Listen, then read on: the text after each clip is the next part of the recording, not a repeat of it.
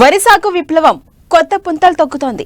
వాతావరణ మార్పులు, పెరుగుతున్న జనాభా నేపథ్యంలో ఆహార భద్రత నుంచి పౌష్టికాహార భద్రత వైపు భారత వ్యవసాయ పరిశోధన సంస్థ అడుగులు వేస్తోంది. ప్రతికూల పరిస్థితులు తట్టుకుని అధిక దిగుబడులు ఇచ్చే పంటల వైపు రైతులను తీసుకెళ్తోంది. వారి ఆదాయాలు పెంచే క్రమంలో కొత్త వంగడాలను రూపకల్పన చేస్తోంది. పౌష్టికాహార లోపాన్ని అధిగమించేందుకు ఐసీఏఆర్ భారతీయ వరి పరిశోధన సంస్థ ఫార్టిఫైడ్ రైస్ వరి వంగడాలకు రూపకల్పన చేసింది. ఆ రకాలేంటో, వాటి గుణగణాలేంటో ఇప్పుడు చూద్దాం.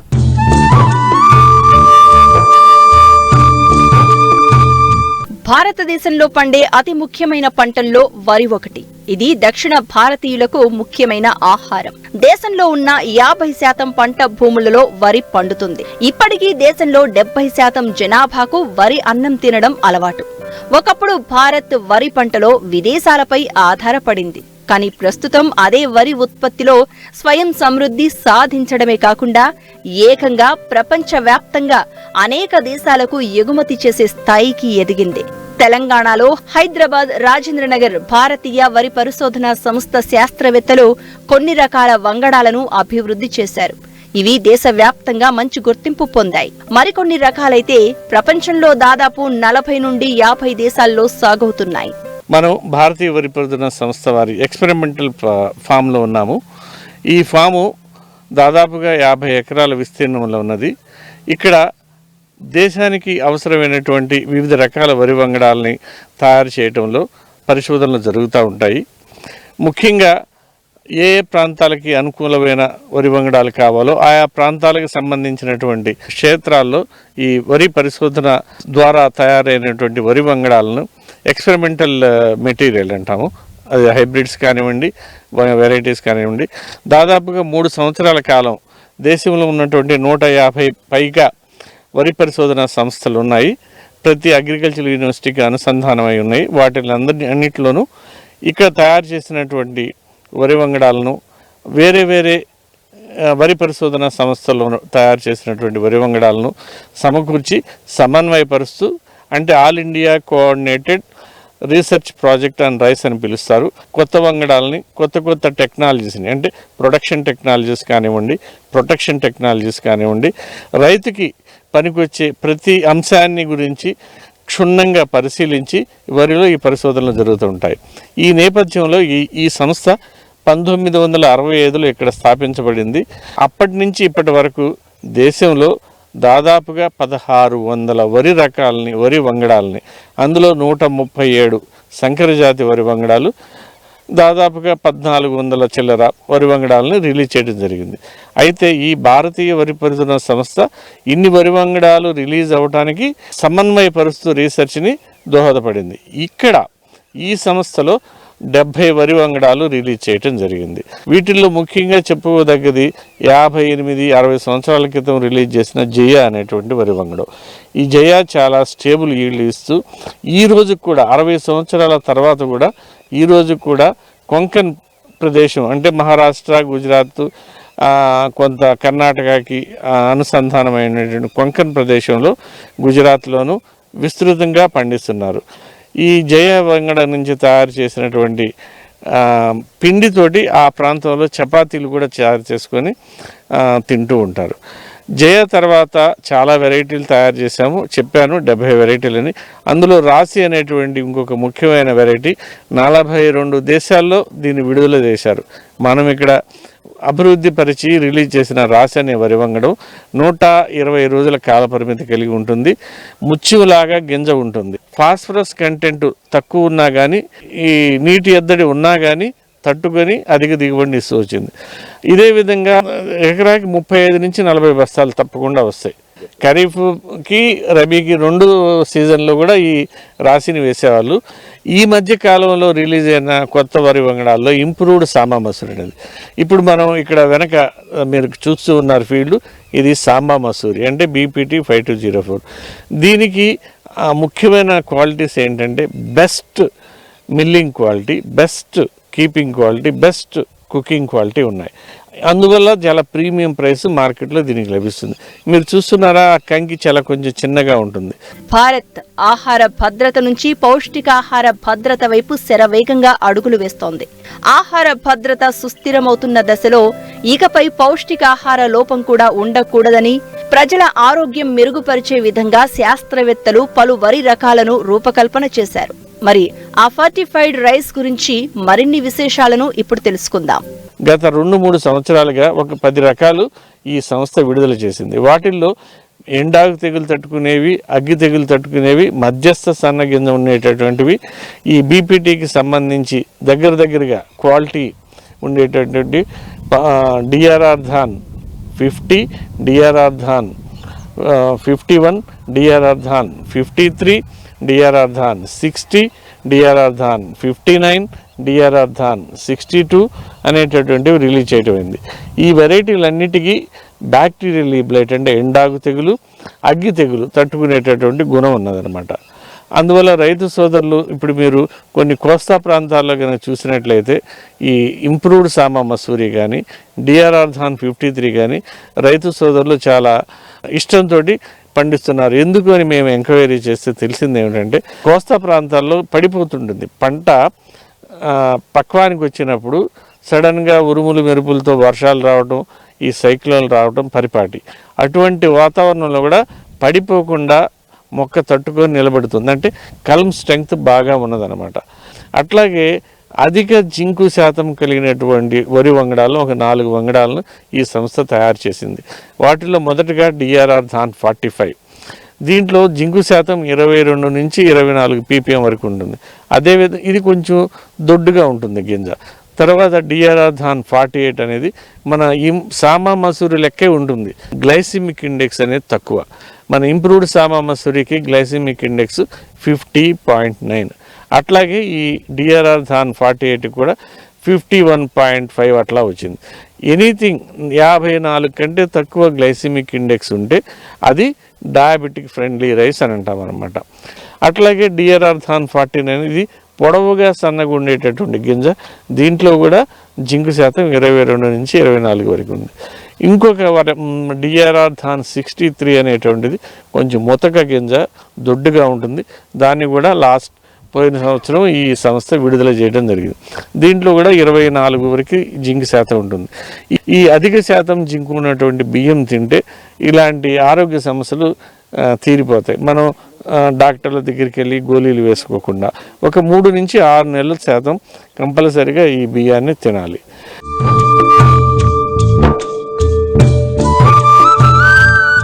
చూస్తుండగానే ఖరీఫ్ కాలం దగ్గర పడుతోంది. అక్కడక్కడ వేసవి దుక్కులు చేస్తున్నారు. సీజన్ ప్రారంభానికి మరికొంత సమయం ఉంది కనుక రైతులు ఇప్పటి నుంచే వారు వేయబోయే పంటలకు సంబంధించిన విత్తనాల సేకరణలో కాస్త మెలకుగా వ్యవహరించాలి. విత్తు నాణ్యంగా ఉంటేనే కదా దిగుబడులు ఆశాజనకంగా ఉండేది. అందుకే అంటారు యథా బీజం తదా సస్యమని. మరి విత్తనాల సేకరణలో రైతులు ఏ అంశాలను దృష్టిలో ఉంచుకోవాలి, అసలు వాటి నాణ్యతా ప్రమాణాలను ఏ విధంగా తెలుసుకోవచ్చు? వివరాలు మీకోసం.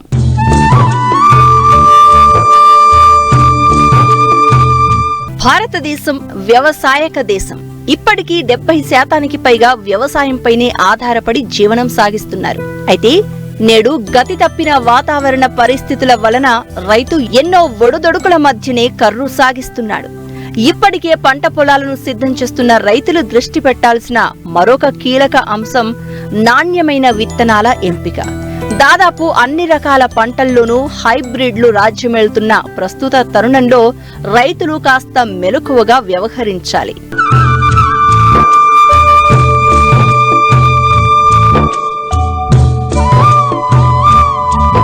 ముందుగా ప్రాంతాలకు అనుగుణంగా వాతావరణ పరిస్థితులకు తగ్గట్లుగా నీటి లభ్యతను బట్టి పంటలను ఎంచుకోవాలి. తద్వారా సాగు చేయబోయే పంటలో ఏ రకాలు అందుబాటులో ఉన్నాయో తెలుసుకోవాలి. విత్తనాలను ప్రభుత్వ సంస్థలు, గుర్తింపు పొందిన అధీకృత డీలర్ల వద్ద మాత్రమే కొనుగోలు చేయాలి. విత్తన సంచులపై ఉన్న సమాచారాన్ని పూర్తిగా చదివి వాటి యొక్క జన్యు, భౌతిక స్వచ్ఛత వివరాలు తెలుసుకోవాలి. 98 నుంచి 100% జన్యు స్వచ్ఛత ఉన్న విత్తనాలను మాత్రమే కొనుగోలు చేయాలి. విత్తన బ్యాగులపై ఉండే పసుపు, నీలం రంగు ట్యాగులు అది బ్రీడర్ విత్తనమా లేక ఫౌండేషన్ విత్తనమా అనే వివరాలు తెలియచేస్తాయి. కొంతమంది రైతులు ధర తగ్గుతుందని రసీదులు లేకుండా కొనుగోలు చేస్తూ ఉంటారు. ఇది ఎంత మాత్రం మంచి పద్ధతి కాదు. విత్తనం కొన్నప్పుడు రసీదు తప్పనిసరిగా తీసుకోవాలి. ఒకవేళ మొలక శాతం తక్కువగా ఉన్నా, విత్తనాలు నాసి రకానివైనా పరిహారం పొందడానికి ఈ బిల్లులు ఎంతగానో ఉపయోగపడతాయి. విత్తనాలను పొలంలో విత్తే ముందు వాటి యొక్క మొలక శాతాన్ని లెక్కగట్టాలి. దీనికోసం 100 విత్తనాలను తడిగుడ్డలో వేసి 2-3 రోజుల పాటు ఉంచాలి. 95% పైగా మొలక శాతం ఉంటే వాటిని నాణ్యమైనవిగా గుర్తించాలి.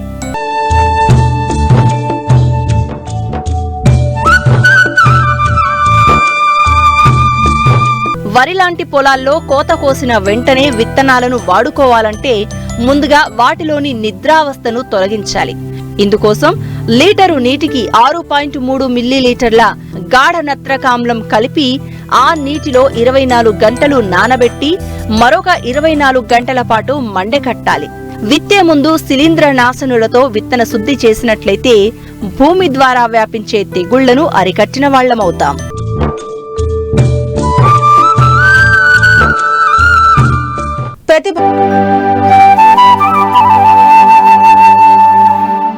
అతివృష్టితోనో అనావృష్టితోనో ప్రతి ఏటా ఖరీఫ్ రైతులు నష్టాలను చవిచూస్తున్నారు. రబీలోనైనా ఆ లోటు పూడ్చుకుందామని ఎంతో ఆశగా వేరుశనగ పంట సాగు చేస్తున్నారు రైతులు. అయితే పెరిగిన పెట్టుబడులు, సాగులో సరైన సలహాలు, సూచనలు ఇచ్చే అధికారులు లేక నష్టపోతున్నామంటున్నారు ఏలూరు జిల్లా రైతులు.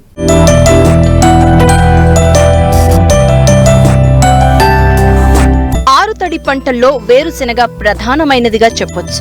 నూనె గింజల పంటల్లోనూ వేరుశెనగకు ప్రత్యేక స్థానం ఉంది. ప్రస్తుతం పల్లి నూనెకు ఉన్న గిరాకీ అంతా ఇంతా కాదు. మార్కెట్లో పల్లి నూనెకు ఉన్న గిరాకీని దృష్టిలో ఉంచుకుని యాసంగిలో వేరుశెనగ పంటను సాగు చేస్తే అధిక లాభాలు వస్తాయని రైతులు రెండో పంటగా సాగు చేస్తున్నారు.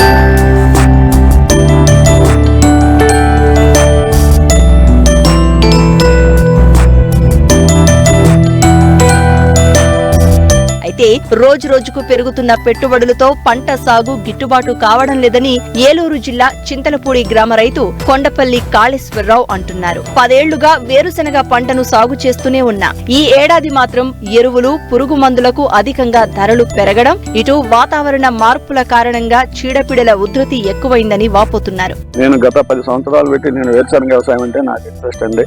నేను పక్కన హైదరాబాద్ లో వ్యాపారం చేస్తుంటాను, ఐరన్ వ్యాపారం. ప్లస్ ఇక్కడ కూడా పెట్టాను, చంద్రపూడిలో కూడా. వేరుశెనగ విత్తనాలు వచ్చి ఎకరానికి వచ్చి 100 కేజీల నుంచి 110 కేజీలు వేస్తామండి. దుక్కులో మామూలుగా మెన్నూరు వేస్తామండి, డిఏపి. ఆ తర్వాత 21 రోజుకి కలుపు మందు కొడతామండి. కలుపు మందు కొట్టిన తర్వాత మళ్ళీ ఒక వారానికి విరుగుడు మందు ఉంటుందండి, అది పిచికారి చేస్తామండి. అప్పుడు చేను పూత మొదలు పెడుతుంది, పూత రావటం మొదలు పెడుతుంది.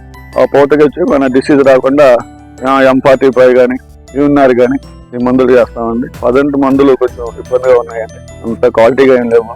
అయినా ఇప్పుడు మనకు మార్కెట్లో మాకు సరైన అడ్వైజ్ చెప్పేవాళ్ళు లేరండి. మార్కెట్లో మనం ఎక్కడైతే మిన్నూరు డిపో ఉందో అక్కడికి వెళ్ళి వాళ్ళని అడిగి ఈ మొక్కల శాంపుల్ పట్టుకెళ్ళి అవి చూపించి వాళ్ళు చెప్పిన చిన్న మందులు మేము పిచికారి చేస్తుంటామండి.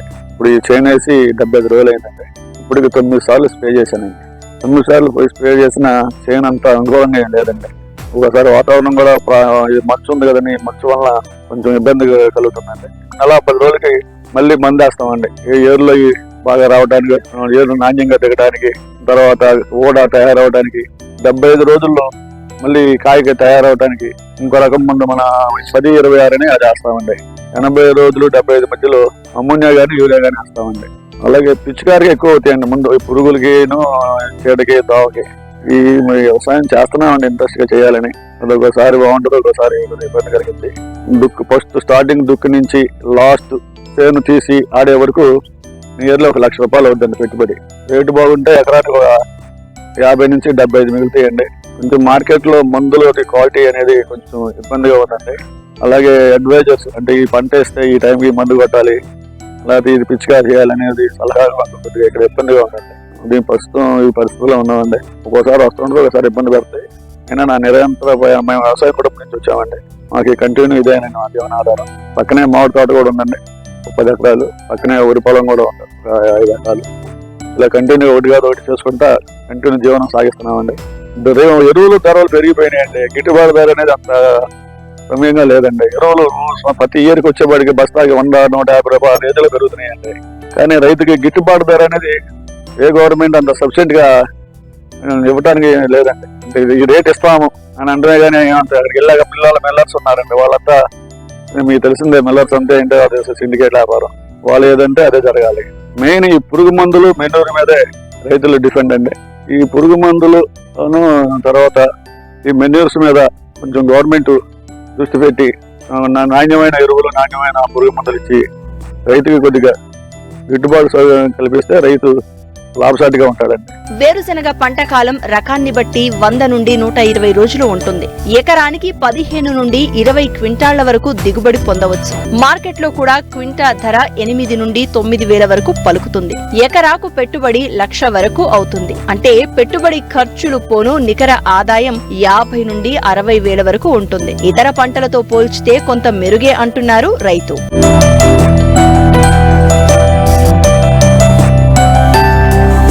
కూరగాయలతో పాటు కనకాంబర పూల సాగును చేపట్టి మంచి ఆదాయాన్ని పొందుతున్నారు విజయనగరం జిల్లా రామభద్రాపురం గ్రామ రైతులు. ఏ పొలంలో చూసినా నవ్వుతూ పలకరించే కనకాంబరాలే కనిపిస్తాయి. అటుగా వెళ్తున్న వారిని చిరునవ్వుతో స్వాగతిస్తున్నట్టు పరుచుకుంటాయి. సింధూర వర్ణంలో చూపర్లను ఆకర్షించే ఈ కనకాంబరాలు ఆ ఊరి రైతులకు ఆదాయ వనరుగా మారాయి. కూరగాయల సాగులో నష్టాలు వచ్చినా పూలే వారి పొట్ట నింపుతున్నాయి.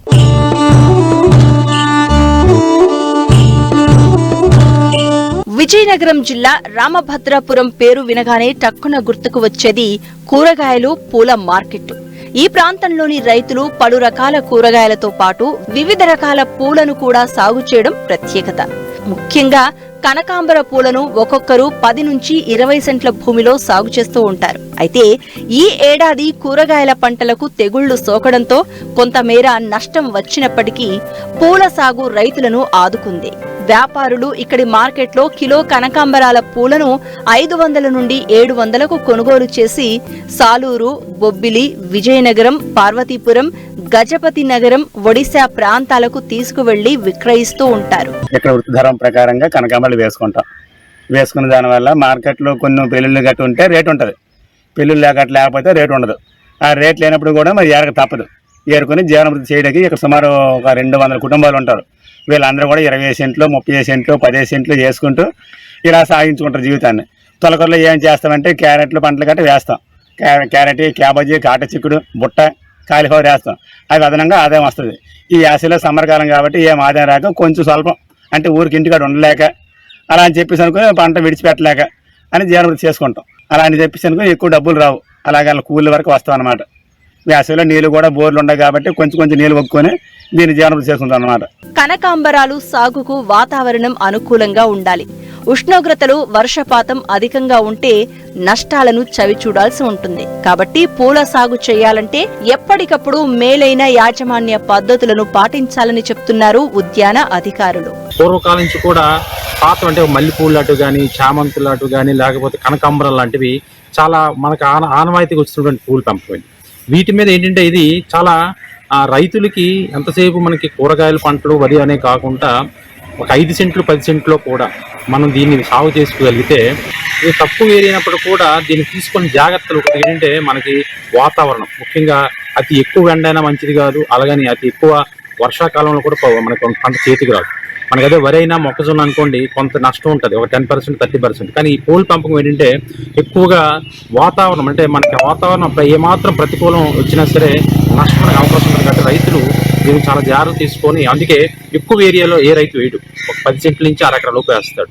ఈ మిగతా వరి పంటలతో సాగని మిగతా వ్యవసాయ పంటలతో పోల్చుకుంటే ఈ పూల పెంపకం అనేది చాలా ఖరీదైన పంట చెప్పాలంటే. ఎందుకంటే అదేవిధంగా తక్కువ ఏరియా నుంచి కూడా జాగ్రత్తగా చేసుకెళ్తే అధిక లాభాలు పొందొచ్చు. కాబట్టి రైతులు కొంతవరకు ఎంతసేపు ఒకే రకమైనటువంటి పంట కాకుండా ఇటువంటివి కొంతవరకు 5 సెంట్లు 10 సెంట్లు, ఎందుకంటే ప్రభుత్వం కూడా అందుకే రైతు భరోసా లాంటి కార్యక్రమాలు వరికి ఇటుకి ఎకరాలకి ఇస్తే ఈ పూల తోటల పెంపకాలు కానీ కూరగాయలకి తక్కువ ఏరియా ఉన్నప్పటికీ కూడా రైతు భరోసా ఎలిజిబుల్ ఉంటుంది. ఎందుకంటే దీని యొక్క ఇంపార్టెంట్ అటువంటిది అనమాట.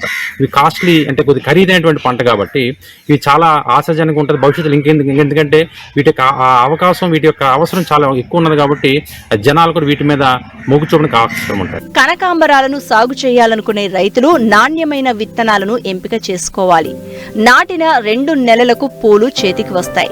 10 నుంచి 40 సెంట్ల భూమిలో సాగు చేస్తే పెట్టుబడి 5,000 నుంచి 7,000 వరకు అవుతుంది.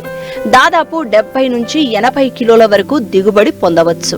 మార్కెట్లో కనకాంబరాలు అధిక డిమాండ్ పలకడంతో పెట్టుబడి పోను 35,000 వరకు ఆదాయం వచ్చే అవకాశం ఉంటుంది.